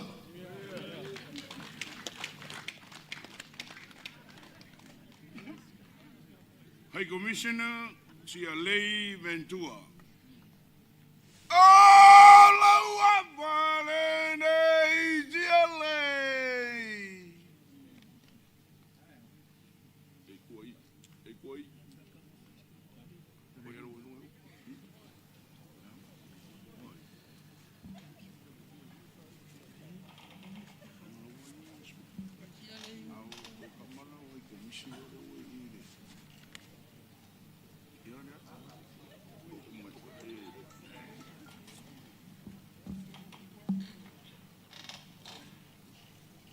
Laaulialemalietoa.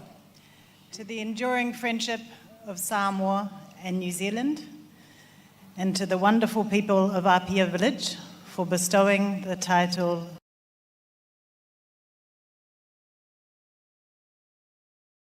of Tuisinavemauluomotootua to our Right Honourable Prime Minister, Manuia.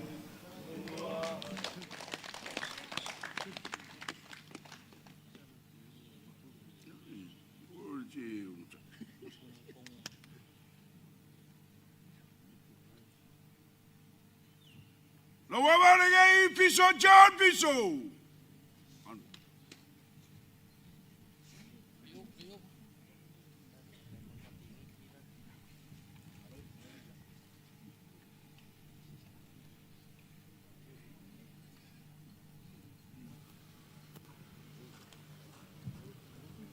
Ia whaftai le atua, mo le nei mawhutanga, whapea foi, le malanga mangusila. As a son of Samoa and the Great Migration to New Zealand, I congratulate Samoa for this welcome and also congratulate our Prime Minister of New Zealand. Whaftai lava. Sir Michael Jones.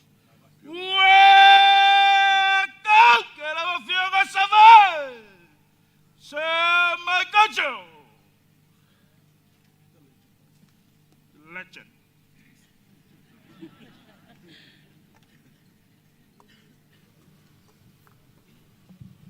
Ia, Ele'ele.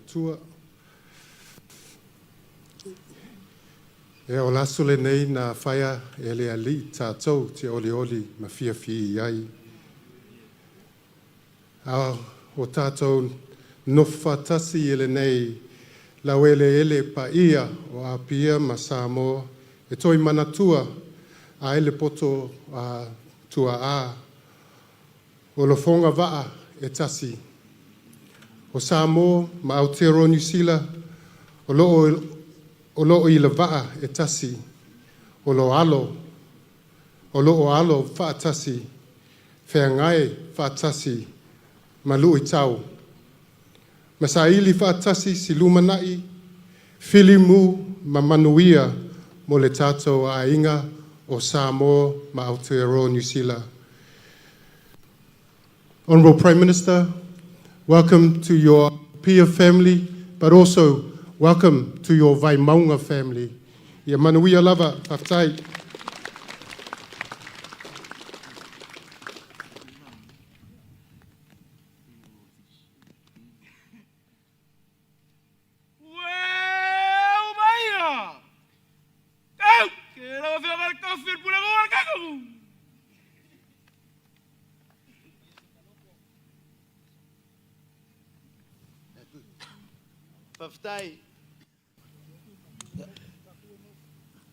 Tuisinavemauluomotootua has mentioned this is your time.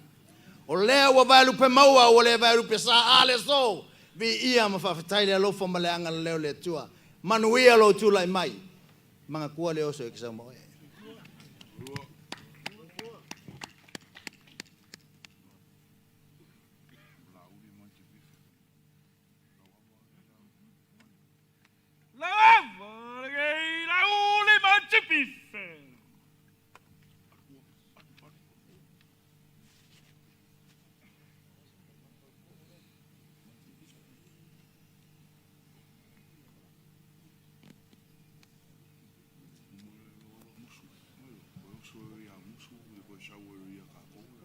Lo ava Leuatea. I'm a very proud son of both New Zealand and Samoa. I bleed black and blue, red. And to be here today to further the relationship between the two countries I love fulfills my heart. Manuia.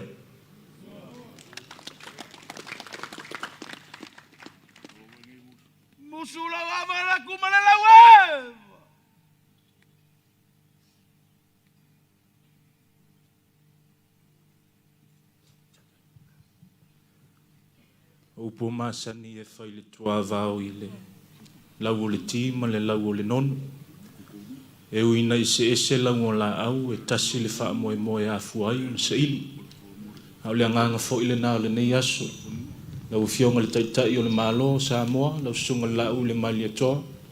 Nofwa minsta o le kabineta, ma le whainga malo Samoa.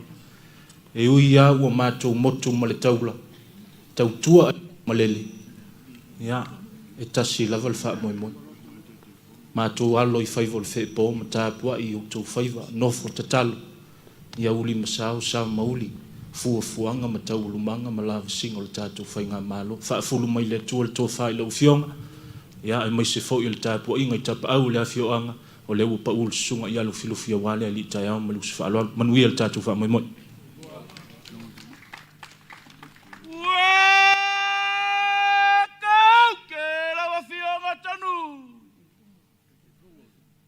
Kai whanga le whakawhawai sa whaka. Lau Avaleletua, o tātou titita tātou nini tō nana I le lofa, ma leanga le leo le tua le nei tai au. Manuia pa moi moi. Lau Avalea Fisitai.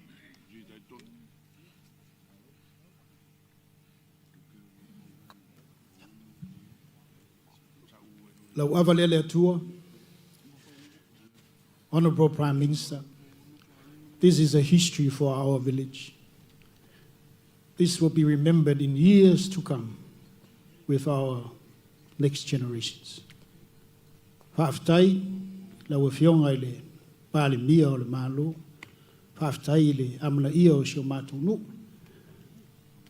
Whaaftai foi, ia e le whionga ia Tuisinavemauluomotootua, tali o le whaaloalo. Manu whainga malo, manuia le au malanga, soifua.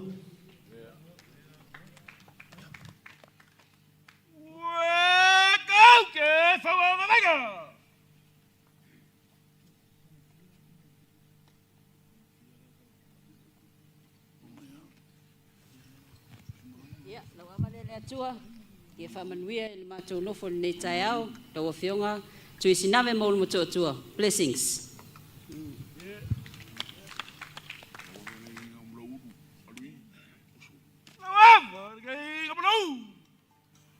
Nuali ia te wala whai.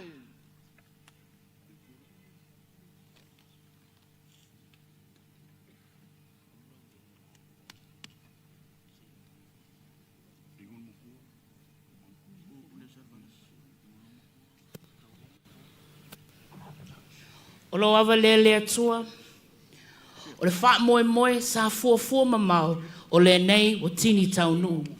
O le liu matangi vale ai ala tonu matangi le lei. O tūmu lo loto le fia fia. O pati to oto le fe e pō a wā lupe sa fuafua mamau. O atoa le tino le masina ai tato no ai lea bei o le manu taitawai. Samoa ai, o lo ungaluwenga I New Zealand, e a o ina tātou tangata Pasifika ma Samoa I le vaengo le telekorisi. O lo manatu malo tatalo, whaunga le mafutanga le nei, e a o ina le nei atunu upele I le telekorisi, ai meise le ngaluwenga fau o le AI. A wā o lau talitunua, o lau manatu, e iai se ava nomo oto uma lava I le telekolisi. A wā e moni lava upu o le pese loku, there is room at the cross for you. Wha popo le telekolisi, there is room for the cross, ma telekolisi mo oi foi. Soifua.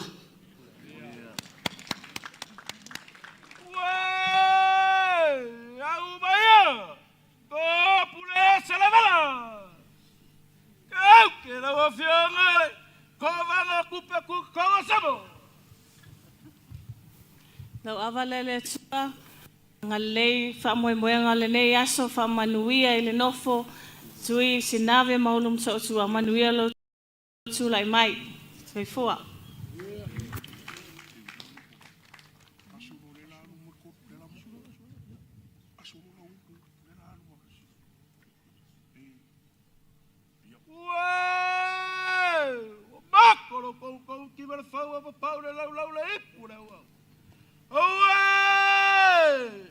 Au mai, valau!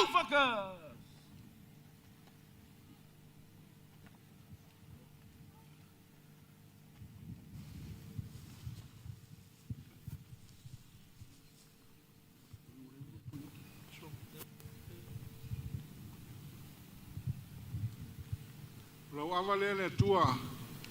Whawhetai lo alofa ma lo wanga lei. Ua mawhaio na whaataunuina ni nei wha moe moe. O le wha moe moe sa lupe ma le tai ao na atofa. Ia e le tātou te mamoe pe ma manu e le whati e atia e mala. Ma pua ngai la matia soifua ai whawhetai. Leo e tali mai le manuia.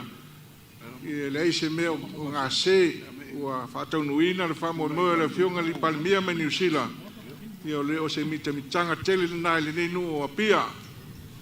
Ia Honourable Prime Minister of New Zealand, lawa fionga Tuisinavemauluomotootua.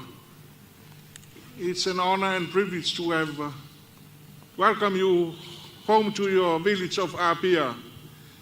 And we hope that you will wear this title, this chiefly title, with pride and honor, and in remembrance of the enduring and strong working relationships with Samoa. We understand that if it wasn't for the kind contributions and the donations and everything that you have done to this country, we would not have progressed this far. And let us toast in a celebration of your bestowment of your title. Thank you very much.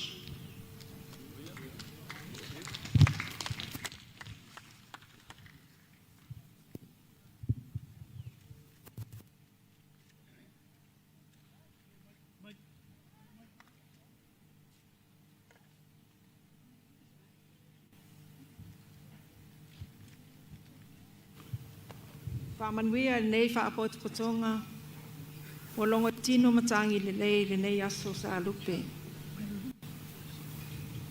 Laua fionga I le li Palimia, Right Honourable Prime Minister, laua fionga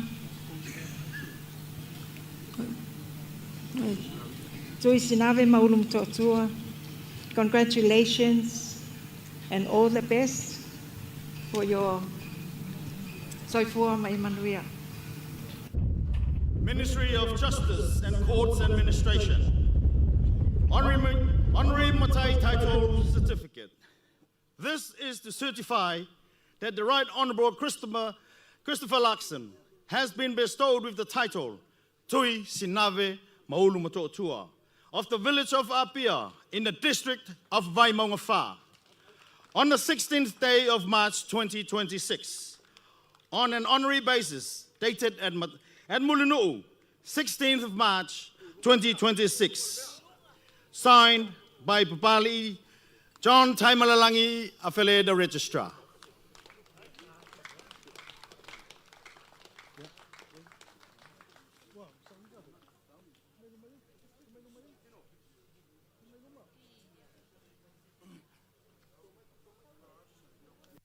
Yeah. Mga ko lea ua mapul sa sanga leo kungo le vai ngai Tuisinavemauluomotootua. Ai aka wese mamuli vai o kua malaie mal vai koe lau. O lele foi ua sao mai whanga. Le wha moe moe le ngei kai au inga ua mangua fulula e kasi so kako wha moe moe mal whinga ngalo le kua. O wha pia leo se mako leo laua fionga Tuisinavemauluomotootua. Ya alo maia. O le kaualunga leo whainga mea. O le aka umwhai aku se whaalo alo. Ia le paia o le malo o Samoa. Ia alo maia. Whawhetai le whaalo alo. Ia. O le so kau kia lea ua iai le whawewela.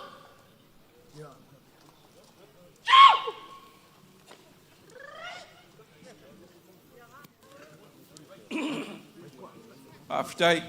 Iai le whakamari. Ai le whaaloalo. Fionga i ngofu. O lau sua kalisua. Ia ua iai le mangufaka. Ia, sa ua vela la.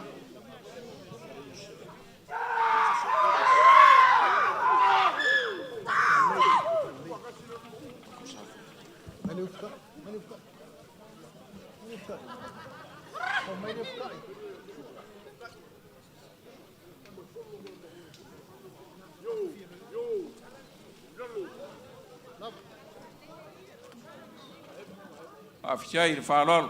Ja. Jij de Fakamali. Hier de Fjord, jongen kapau. Ja, even. Kaila, ile iyo le malo. Jij de Falol.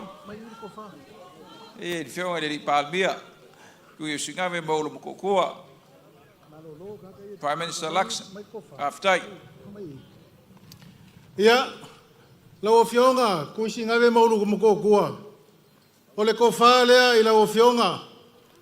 Ole ia lea. Ngalalanga mai al kasiva kasifa. Uma ngalalanga al kasiva o ngolua. Ya o ngamai lea moi il mauka lea. Lewa kakala al kayau ngai e kofa ila o fionga. Ja.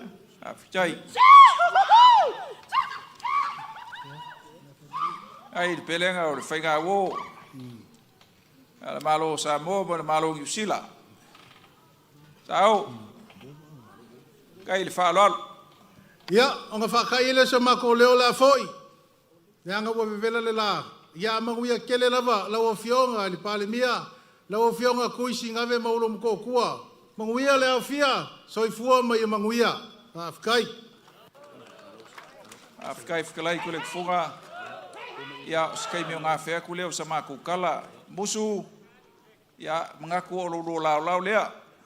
Fkalai nga fama kwaigu. Ya fawia lo kau.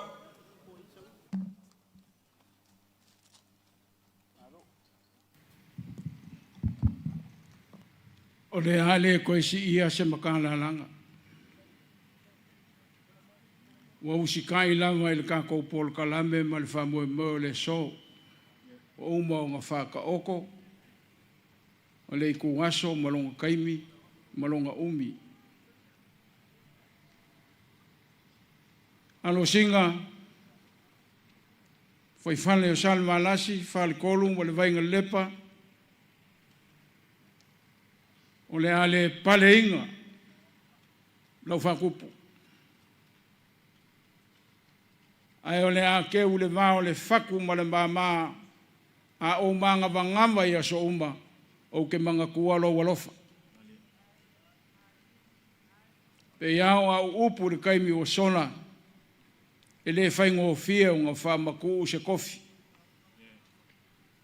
Se mea singa, se mea kokingo, o se mea kaua. Ai vanga ngā se fioanga, wana ko kalikongu le alofa o le akua ele umalanga fa soa e afu ai me le fai fa pele o se mako kana ele ola i usila le laufala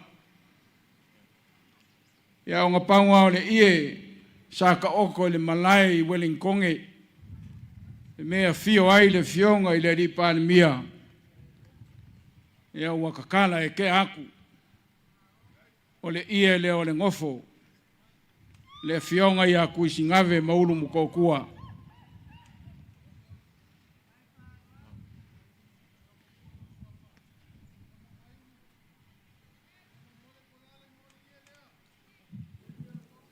O le alofa e le uma. Sula. Sula.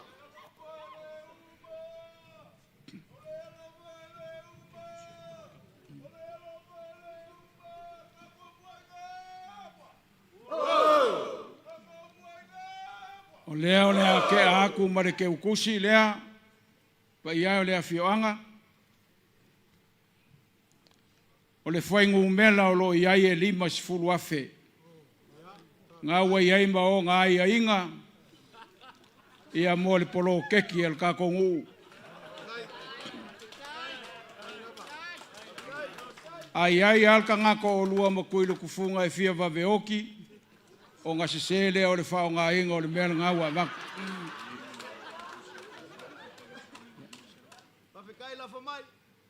Ia, o le ke ukusi lea le kai o le saunginga. E 5 se lau ka la. Kai le whalolo. Ia o ke ilo ai wa saungi anga whiri isi whai whiau. Ai, kua whamakwai ngu whawhkai kele. Ai, whapea. Whani kolu ma le vainga le lepa. O lo maa au i le konga. So se konga e kakala in malai ngai o le konga Samoa. I langai a koa i ngai a inga o le kungu. Ai o le hala foi le ko fai o ka ko kua a e fai ngai ma ko kongu nga le mu o ka ko fai nga malo. Fa fika i kele sanga fa munguia le akua le anga le lei. Ma ia sanga fa kumulo ko fanga nga o inga o le alofa. Me o fai le alofa ka wilava ma kongi sa ko lasi le akua e kusa ma le alofa. Manguia le afioanga manguia le whainga malo, manguia le whainga malanga mai ngusila. O lea la wha lava le mea leo ko iai. Manguia le kakuasu.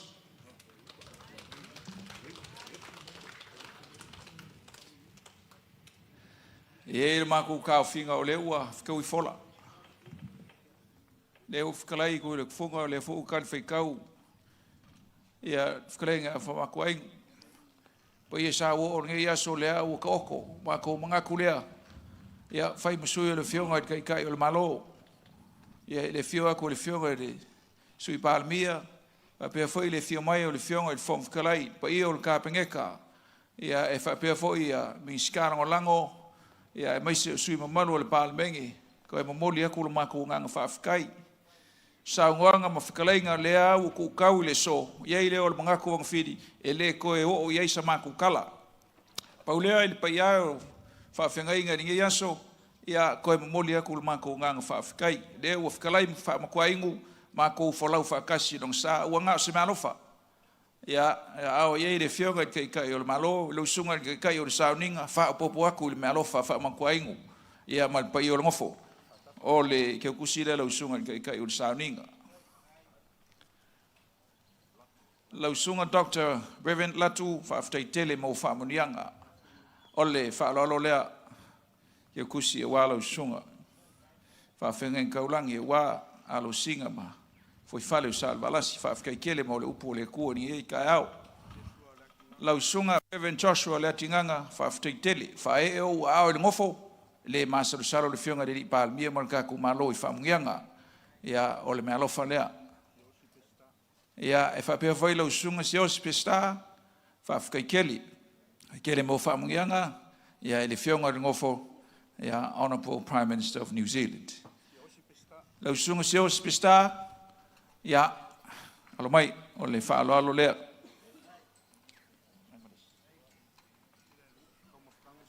le pai ia o ka kongu le fioanga ia o ke manga ko le ko ye se isi la ka ua le fio ku ka ku malo paua sa ma ku kala I le nganga fa afkai o fiklai fa makwaingu le mawo lunga o le yaso mo le fa mo boy le o silsila ku ka ku ngofo le vo o ko fa mungianga ia sunga I kai ia mo ka ku ka mafa I fe au fai le mo ka ko ala ka fa lo ngi yaso fa afkai kede I le kuwa kai mo le anga kongu ia me foi le ka yao ia o le a ua fa penga nga so ka yao I lau ko fa lo ku le funga mo ku le funga ia e fa pe foi le pai o ka kongu ele kingo ia e fa pe foi ia kengo le vinga ula fa ka kele lau ko nga luenga I yasu ia o ma wolunga maku ma po ai ia le fang of kupu wa le fionga de pa le mi usila la uli ma le manga fa ka kele lau ko sao le o malo la kaole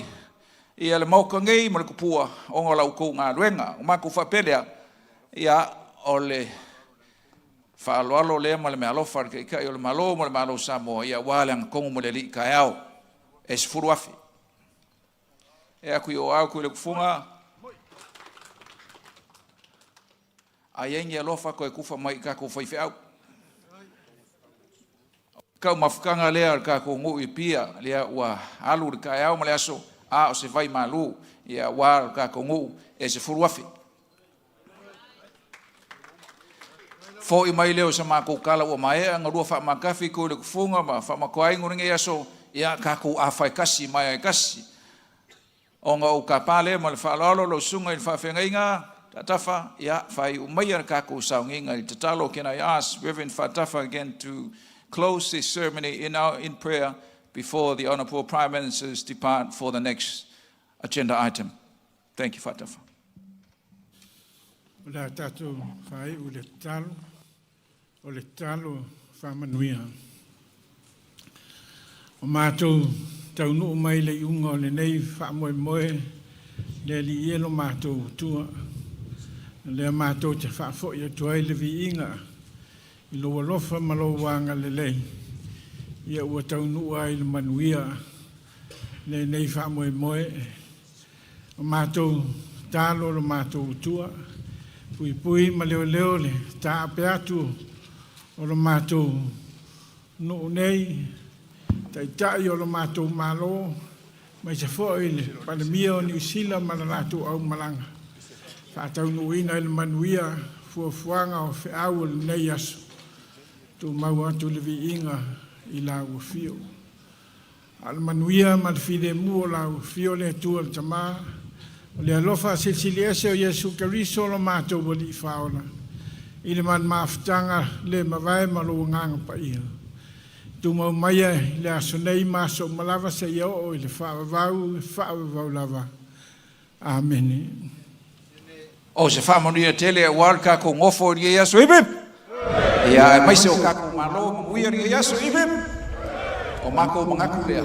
Pau leo le lau. Can we kindly invite, we humbly invite the Right Honourable Prime Minister for a small Samoan dance. Ya afia mai foi pa ior ka ko ngo fai ka ko soa.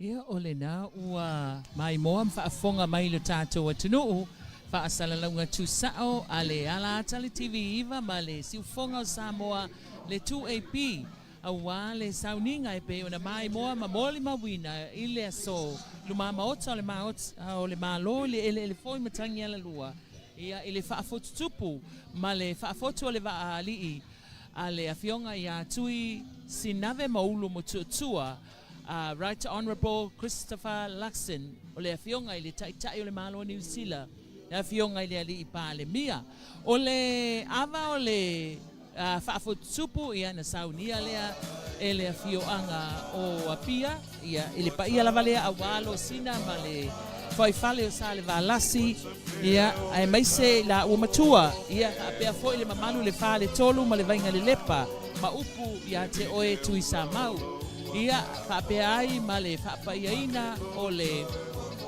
whaafotutupu ia ma le whaafotu le vaalia le afionga ia Tuisinavemauluomotootua i le nei taiao lea ua maea aloa ia le sauninga aloa ia ma ua alo atu i whaafiafianga ia se isa foi ai sila mi o Samoa i le saunoanga a le afionga ia Tuisinavemauluomotootua Right Honourable Christopher Luxon o le pale mi o New Zealand e whamoe moe o le tau le lua o le atu e awina tuai tātou whaasalau tuisa Hey! Oh! Lea fo'i na fausia i le fesoasoani mai a le malo New Zealand i le 12 miliona ia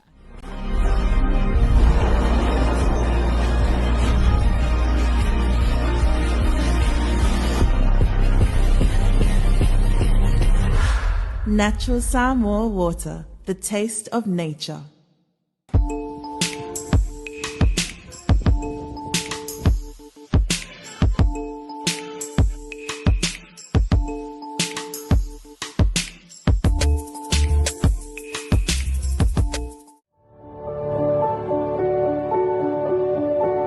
Unwind your busy day with a cup of royalty.